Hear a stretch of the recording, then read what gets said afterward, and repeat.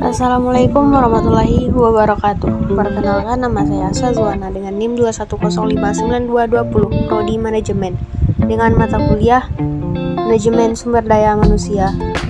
Berikut saya akan menjelaskan perbedaan tentang kompensasi finansial dan non-finansial. Berikut saya akan menjelaskan tentang latar belakang.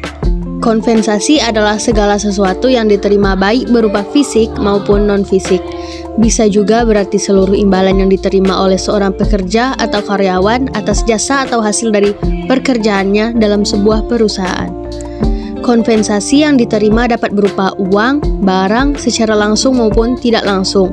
Misalnya adalah dengan mengadakan kompetensi karyawan berprestasi. Dengan demikian, para karyawan akan semakin semangat dan tentu saja ini akan menjadi citra yang baik bagi perusahaan. Pemberian tunjangan juga menandakan bahwa perusahaan bersikap adil terhadap karyawannya.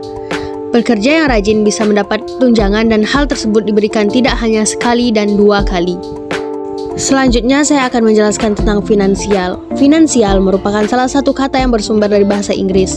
Apabila diartikan, finansial mempunyai arti keuangan. Namun, di dalam Kamus KBBI atau Kamus Besar Bahasa Indonesia, finansial diartikan sebagai suatu hal yang berurusan dengan keuangan.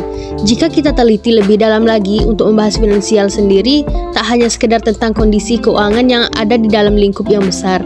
Finansial merupakan bagaimana kita mempelajari kondisi keuangan suatu bisnis, individu, organisasi, dan juga negara. Mulai dari cara pengelolaannya, peningkatan alokasi, pemberdayaan, penghitung risiko, dan juga prospek masa depan yang berkaitan dengan keuangan.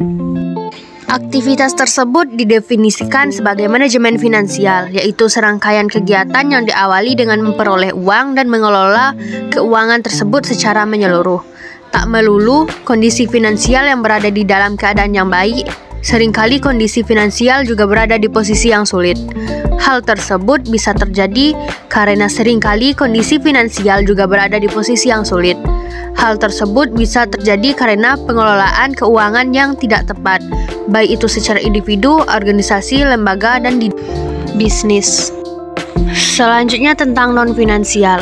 Kompensasi non-finansial adalah imbalan yang sifatnya bisa memberikan kenyamanan, rasa senang, dan kepuasan melalui hal-hal non-material. Salah satu contohnya seperti lokasi dan jam kerja yang fleksibel. Kompensasi non-finansial adalah hal yang dapat menjadi motivasi bagi karyawan agar semakin giat bekerja. Jika karyawan sudah termotivasi, maka bisa berpengaruh baik pada produktivitasnya. Selain itu, kompensasi non-finansial yang diberikan perusahaan juga bisa menarik minat para pencari kerja. Semakin baik kompensasinya, semakin tinggi minatnya, dan ini bisa menimbulkan persaingan positif antar sumber daya manusia yang unggul untuk bergabung ke perusahaan.